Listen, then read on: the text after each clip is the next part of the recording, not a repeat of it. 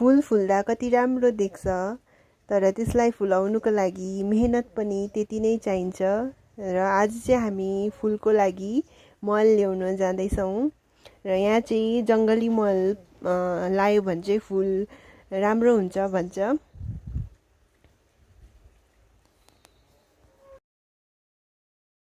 यहाँ मल ल्याउने ठाउँमा चाहिँ एउटा मन्दिर पनि छ र यहाँ मन्दिरको वरिपरि यहाँ चाहिँ राम्रो खालको पत्करहरू झरेर राम्रो मल भइरहेको हुन्छ। र यो जङ्गली मल भनेको चाहिँ जङ्गलमा पाउने झारपातहरू झरेर बनेको बोट बिरुवाहरू सडेर बनेको यो चाहिँ एकदम अर्ग्यानिक मल हो। अन्त यो मल चाहिँ एकदमै प्योर अर्ग्यानिक हो। अन्त यसले चाहिँ माटो पनि एकदम जुन चाहिँ माटो हुन्छ त्यो पनि राम्रो हुन्छ, अन्त फुललाई पनि राम्रो बनाउँछ। त्यही भएर चाहिँ हामीले जङ्गली मल ल्याउनु गएको र यहाँ हाम्रो यो भारी पनि पुग्न आँटेको छ। 2 बोरा चाहिँ म बोक्छु, आमाले पनि बोक्नुहुन्छ 1 बोरा, हामी चाहिँ हाल्दैछौँ।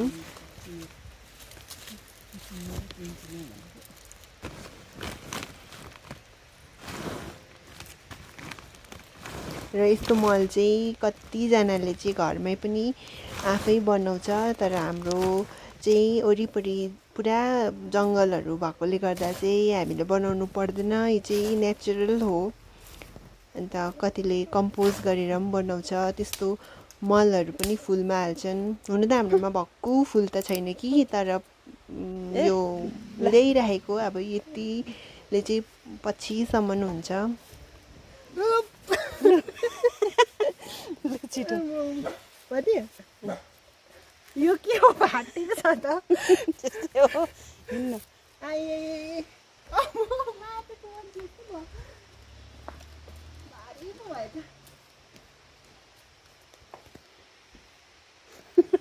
भाङ्गो न भाङ्गो बोकेछ नि त।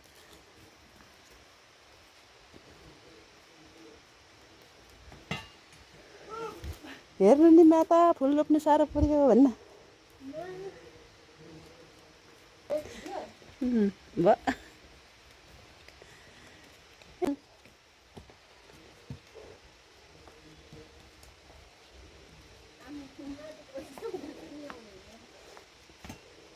आजा बिटो,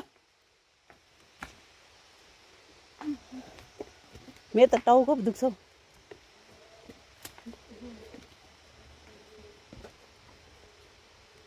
ऊ आज भन्दैछ त नि त।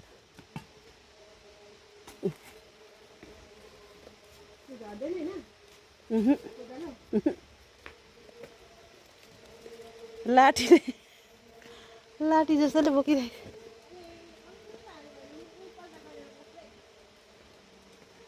हाँ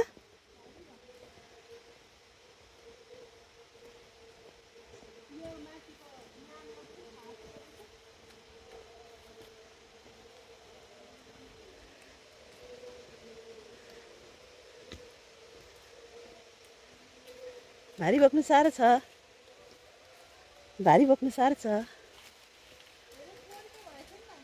अन्त त बाङ्गो त बोकिरहेको छ, सिधा बोक्न अन्त। त्यो भारी नै पल्ट्यो भने बनाइस् तैँले अन्त। फसौँ पर गएर एकबाट छोरी राख्ने पर गएर।